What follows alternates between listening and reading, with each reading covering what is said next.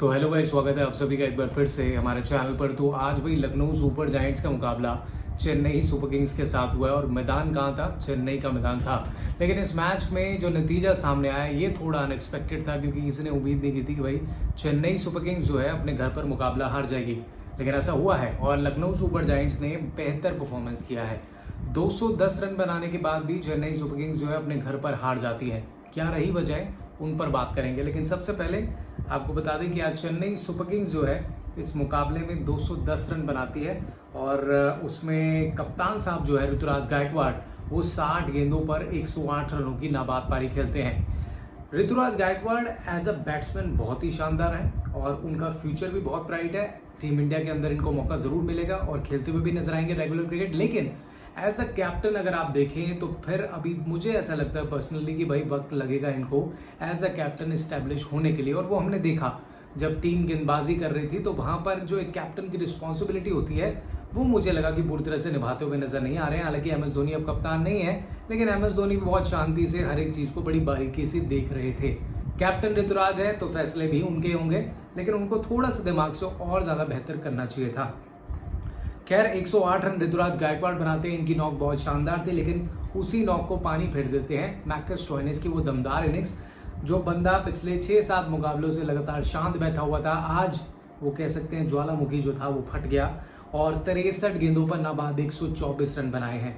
ये सिर्फ इस मैच की बात नहीं है, बल्कि आने वाले मैचों के लिए भी बाकी टीमों के लिए बड़ी प्रॉब्लम खड़ी कर देंगे मैकस स्टोइनिस, क्योंकि वो अब फॉर्म में आ चुके हैं। पिछले 2 दिनों में आपने देखा है 2 ऐसे प्लेयर जो कि लगातार फ्लॉप हो रहे थे, वो कंसिस्टेंटली बैटिंग करके अब ऊपर आ रहे हैं। एक है यशस्वी जायसवाल जिन्होंने शतक लगाया मुंबई के खिलाफ, और दूसरे खिलाड़ी हैं ये जिन्होंने चेन्नई के खिलाफ शतक लगाया उन्हीं के घर में जाकर के। ये पारी बहुत स्पेशल भी है क्योंकि लगातार स्ट्रगल कर रहे थे और ऑस्ट्रेलिया के लिए भी अच्छी चीज ये है क्योंकि T20 वर्ल्ड कप सामने खड़ा है, उनका एक प्लेयर तैयार हो रहा है। खैर सुपर किंग्स की अगर हम बात करें तो भाई चेन्नई सुपर किंग्स के लिए आज के मैच में कहाँ गलतियां हो गई। मिडिल ऑर्डर में मुझे समझ में नहीं आती कि आखिर रविंद्र जडेजा ऊपर क्यों खेलने आ रहे हैं, जब बार बार इस चीज का डिस्कशन हो रहा है कि एम एस धोनी जो है बंदा वो फॉर्म में चल रहा है। ठीक है उनका आखिरी सीजन है, लेकिन आपको मैच जीतना है ना बॉस, आपको रन ज्यादा बनाने हैं ना।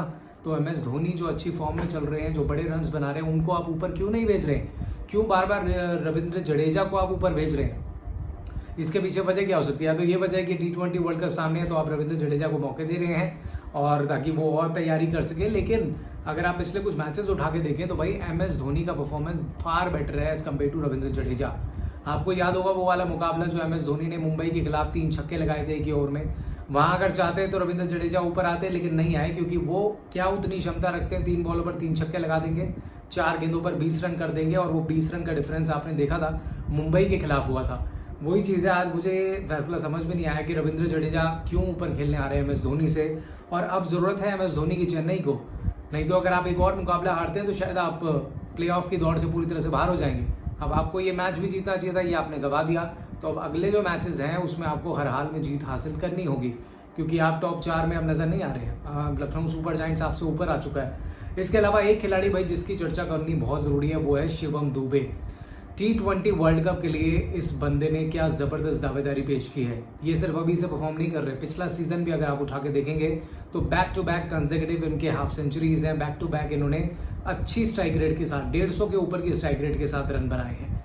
आज के मैच में भी अगर आप देखें तो भाई 27 गेंदों में 66 रन आते हैं। एक समय डैरेल मिशेल 10 पर 11 करते हैं, रविंद्र जडेजा 19 पर 16 करते हैं। वहां पर अंडर प्रेशर यहाँ पर शिवम दुबे जब आते हैं तो 27 गेंदों पर 66 करते हैं, 7 छक्के 3 चौके। भाई युवराज सिंह की याद दिला रहे हैं, मतलब इनकी क्लीन हिटिंग जो है ना युवराज की याद दिलाती है। लेकिन ये बंदा मुझे लगता है T20 वर्ल्ड कप में जरूर खेलना चाहिए। और ये किन की जगह लेंगे आप सभी को पता है, हार्दिक पांड्या। हार्दिक पांड्या लगातार फ्लॉप चल रहे हैं, अपनी टीम को जिता नहीं पा रहे हैं। उनकी टीम 5 मैच हार चुकी है इस IPL में और हार्दिक पांड्या बल्ले से भी कुछ खास परफॉर्म नहीं कर रहे हैं। गेंदबाजी भी उनकी एवरेज दर्जे की है। तो ऐसे में वाई नॉट शिवम दुबे। शिवम दुबे आप अगर लेकर जाएं तो आपको एक भरोसा तो दिलाते हैं कि भाई एज अ बैटिंग वो अच्छा कर जाएंगे और गेंदबाजी में भी उनके पास स्पिनर का ऑप्शन है जो आप इस्तेमाल कर सकते हैं।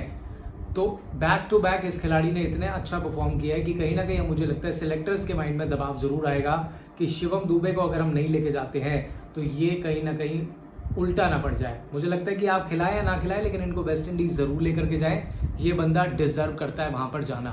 और हार्दिक पांड्या को अगर आप इनसे कंपेयर करेंगे तो अभी इस टाइम पे परफॉर्मेंस वाइज शिवम दुबे हार्दिक पांड्या से बहुत बेहतर है। मैं एक्सपीरियंस की बात नहीं कर रहा, हम सभी जानते हैं हार्दिक पांड्या बेस्ट ऑलराउंडर्स है दुनिया के, लेकिन जो उन्होंने पिछले कुछ समय में किया है, जिस तरीके से उनका बिहेवियर रहा है पिच के ऊपर, जिस तरीके का बिहेवियर रहा है खिलाड़ियों के साथ उनकी नहीं बन पा रही है मुंबई इंडियंस के अंदर, उनका बैटिंग परफॉर्मेंस नहीं आ रहा, उनकी कैप्टनसी बहुत खराब है जिसके चलते मुंबई बार बार हार रही है। और मुंबई के अंदर से ये खबर निकल कर आ रही है कि जो बाकी खिलाड़ियों में उनके कप्तानी से कुछ नहीं है, तो हो सकता है कि अगले सीजन में आप इनको कप्तान नहीं देंगे, क्योंकि बहुत साधारण सी कप्तानी इन्होंने की है, बहुत जीते हुए मैच इनकी कप्तानी में आप हार गए हो। तो ऐसे में वो खिलाड़ी जो है शिवम दुबे जो कंसिस्टेंट है, तो क्यों नहीं हार्दिक पांड्या को उनको जगह दी जाती है। अगर आपको लगता है तो कमेंट बॉक्स में जरूर बताइएगा। इसके अलावा भाई एज यूजुअल MS धोनी आते हैं, एक बॉल मिलती है और एक बॉल पे बाउंड्री मारते हैं, तो यहाँ पर भी देखिए MS धोनी एक गेंद पर चौका मार सकते हैं, तो क्यों नहीं MS धोनी को ऊपर खिलाया जाता। थोड़ी सी गेंदबाजी की बात कर लेते हैं। गेंदबाजी में अगर आप देखें तो मैकहेनरी जब से जुड़े हैं इनके साथ अच्छा कर रहे हैं, 4 ओवर में 28 रन देता है खिलाड़ी, 1 विकेट लेता है। मोहसिन खान बहुत महंगे साबित हुए, 50 रन पड़े इनको, 1 विकेट मिला। इसके अलावा बिश्नोई लगातार किफायती है, 2 ओवर में 19 रन दिए और ओवर दे सकते थे। ठाकुर की बात करें, बहुत मार पड़ी, 4 ओवर में 47 रन दे दिए, 1 विकेट मिला।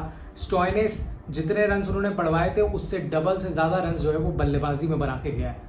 4 ओवर में 49 रन खाए थे, लेकिन आप देखिए क्या स्ट्राइक रेट से बल्लेबाजी उन्होंने बैटिंग में की है। क्रूनल पांड्या 2 ओवर में 15 रन, तो कुल मिलाकर के 211 रन बनाने के बाद भी ऋतुराज गायकवाड़ जो है पोस्ट मैच में आकर बोलते हैं कि हमें लगता है कि शायद थोड़े रन हमारे कम रह गए, और उन्होंने तारीफ करी कि भाई जिस तरीके से मार्कस स्टॉइनिस ने आज बल्लेबाजी करी, उन्होंने ये भी कहा कि 13-14 ओवर तक हम मैच के अंदर बने हुए थे, लेकिन उसके बाद पासा तब पलटता है जब स्टॉइनिस बल्लेबाजी करने आते हैं। अगर आप लखनऊ सुपर जायंट्स की बल्लेबाजी को देखेंगे तो क्विंटन डिकॉक खाता नहीं खोलते हैं, इनका भी उतार चढ़ाव बड़ा ये सीजन रहा है। KL राहुल को शुरुआत मिलती है, 16 रन पर आउट हो जाते हैं, यानी कि 2 विकेट जो हैं वो 33 के स्कोर पर लखनऊ गिर जाते हैं। वहां पर ऐसा लगता है कि चेन्नई इजिली मैच निकाल के ले जाएगा, लेकिन फिर आते हैं मार्कस स्टॉइनिस जिनसे सबसे कम उम्मीदें होती है, क्योंकि इस पूरे सीजन में वो फ्लॉप रहे हैं। लेकिन एक मैच वो कहते हैं ना कि भाई तकदीर बदलता है, एक मैच वो कहते हैं ना कि आपको फॉर्म में लाने के लिए काफी होता है, तो वो एक मैच जो था वो आज था। 63 गेंदों पर नाबाद 124 रन, स्ट्राइक रेट अगर आप देखें तो 196 के ऊपर की, इसी स्ट्राइक रेट की तो हम मांग कर रहे हैं T20 वर्ल्ड कप में कि इस स्ट्राइक रेट से बल्लेबाजी खेले। उन्होंने करी 6 छक्के 13 चौके, और कोई भी ऐसा आड़ा थिरचा शॉट नहीं मारा, सारे एकदम बेहतरीन शॉट्स थे। देवदत्त पडिक्कल, इनका भी सीजन कुछ खास नहीं बीत रहा है, 19 गेंदों में इन्होंने 13 की है। एज एन इम्पैक्ट प्लेयर आए थे, लेकिन इतना इम्पैक्ट नहीं छोड़ पाए। लेकिन दीपक हुड्डा, जिनको लेकर कहा जाता कि इनको टीम में बार बार जगह क्यों मिलती है, तो आज देखिए 6 पे 17 किए, 1 छक्का 2 चौके, और अच्छी पार्टनरशिप स्टॉइनिस के साथ उन्होंने मिलाई, जिसके चलते इस मैच को चेन्नई को घर पर लखनऊ सुपर जायंट्स हरा के गया। दीपक हुड्डा भी पिछले सीजन से ही शांत बैठे, लेकिन ये मैच मुझे लगता है कि ये उनके कॉन्फिडेंस को बहुत ज्यादा बिल्डअप करेगा। गेंदबाजी की अगर बात करें तो दीपक चहर 2 ओवर में 11 रन, 1 विकेट मिलता है उनको, और ओवर नहीं कराए जाते। तेज पांडे 3 ओवर में 34 रन देते हैं, सबसे ज्यादा महंगे मुस्तफिजुर रहमान, और आखिरी ओवर में इन्होंने हरा दिया। मतलब 17 रन चाहिए थे यार, डिफेंड होने चाहिए थे वहां पर। आप एक्सपीरियंस गेंदबाज हो और आप किस तरह की गेंदबाजी कर रहे हो। 51 रन बहुत पड़ते हैं 3 ओवर में, वो भी 4 ओवर में भी नहीं। इसके अलावा शार्दुल ठाकुर भाई बैक प्लेयर लाए गए थे, महंगे साबित, 3 ओवर में 42 रन दे दिए इन्होंने। इसी वजह से तो इनकी टीम इंडिया में जगह नहीं बन रही, क्योंकि लगातार ये कंसिस्टेंट नहीं है अपने परफॉर्मेंस को लेकर के। मोइन अली से कराते हैं आप गेंदबाजी, 2 ओवर में 21 रन। जडेजा से आप 2 ओवर कराते हो, 16 रन वो देते हैं। पतिराना 4 ओवर में 35 रन, 2 विकेट। तो बहुत ज्यादा जो कप्तान की मुझे लगता है कि कैप्टनसी में खराबी ये रहेगी, गेंदबाजों से क्यों नहीं कराया, स्पिनर्स को क्यों नहीं लाया गया। जब जडेजा आपके 2 ओवर में 16 रन दे रहे हैं तो भाई उनसे गेंदबाजी कराओ ना आप। मोइन अली आपका 2 ओवर में 21 रन दे रहा है, आप 1 ओवर उससे और निकलवा लो। आपने बार बार क्या किया, रहमान को ले आए आप, रहमान पड़ गया आपके पीछे, देश पांडे ने रन दे दिया आपके, पतिराना ने रन दे दिए, तो सारे तो तेज गेंदबाजों ने रन दिया आपके। तो मैच में जहां पर स्पिनर्स की जरूरत थी, आप स्टॉइनिस के साथ में स्पिनर लगा सकते थे, वो दबाव डाल सकते थे, लेकिन वो हुआ नहीं, और जिसकी वजह से लखनऊ सुपर जायंट्स जो है जी चेन्नई सुपर किंग्स को घर में हरा दिया है। और ये हार जो है ना, ये हार बहुत चुभने वाली है, और इसका बहुत ज्यादा असर पड़ सकता है T20 वर्ल्ड कप के चेन्नई सुपर किंग्स के लिए भी, क्योंकि आपको पॉइंट्स टेबल अगर मैं बताऊं, नंबर 1 पर राजस्थान रॉयल्स है, 8 में से 7 मुकाबले जीती है। दूसरे पर कोलकाता नाइट राइडर्स है, 7 में से 5 मुकाबले जीती है। तीसरे पे हैदराबाद है, 7 में से 5 मुकाबले, और चौथे पर इस मैच को जीतने के बाद लखनऊ सुपर जायंट्स जो है वो 8 में से 5 मुकाबले जीत करके 10 अंक उनके हो गए हैं। 5वें पर चेन्नई सुपर किंग्स है, और अगर अगला मैच भी अगर आप हार जाते हैं तो भाई फिर आपके लिए दरवाजे आपके लिए भी बंद हो जाएंगे। रॉयल चैलेंजर्स बैंगलोर पहली बार हो चुकी है, पंजाब किंग्स पहली बार हो चुकी है और मुंबई इंडियंस भी जब कल का मैच हारी है तो लगभग वो भी इस टूर्नामेंट से बाहर ही मान के चले।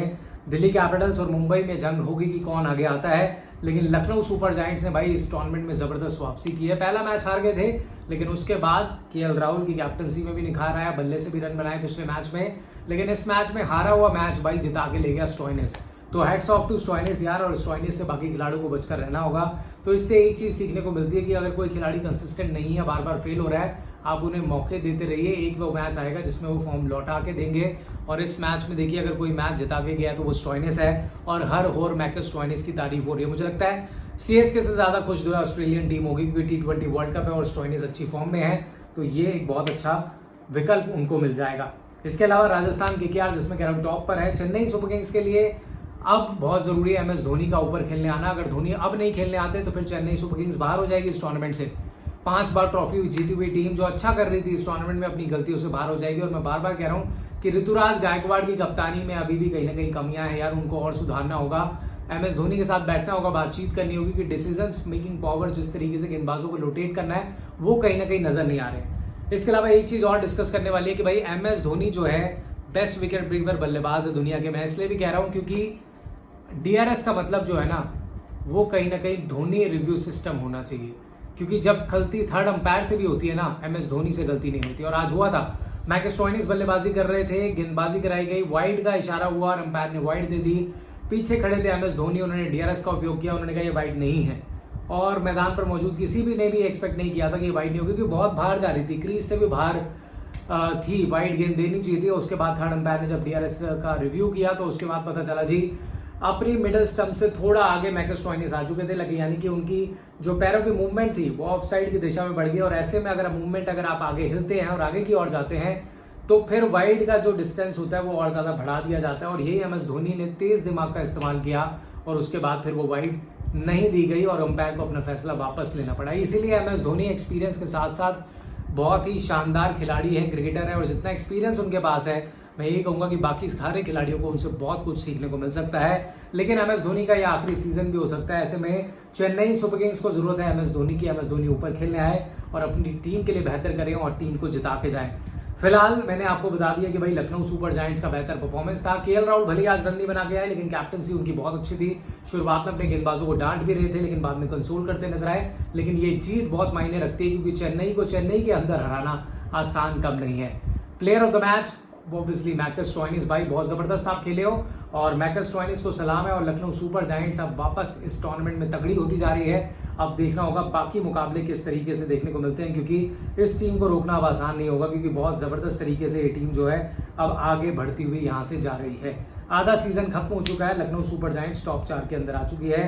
कल मुकाबला तगड़ा है दिल्ली कैपिटल्स और गुजरात टाइटंस के बीच में, और इस पर भी बात करेंगे कि गुजरात टाइटंस कुछ हर हाल में जीत चाहिए, नहीं है तो उसके भी बहुत ज्यादा भाल बेहाल हो जाएंगे, और दिल्ली कैपिटल्स को भी जीत चाहिए। तो डू एंड डाई वाला मुकाबला है, इस पर भी रिव्यू करेंगे कल आपके लिए। तो आपको अगर ये बातचीत अच्छी लगी हो तो लाइक शेयर सब्सक्राइब जरूर कीजिएगा, और आप अपनी राय इस मैच के जरूर दीजिएगा कि क्या लगता है आपको चेन्नई सुपर किंग्स से कहाँ गलतियां हो रही है जिसकी वजह से वो पॉइंट्स टेबल में लगातार नीचे आ रही है। फिलहाल इस वीडियो में इतना ही। अगर आपको वीडियो पसंद आया तो लाइक शेयर सब्सक्राइब जरूर कीजिएगा।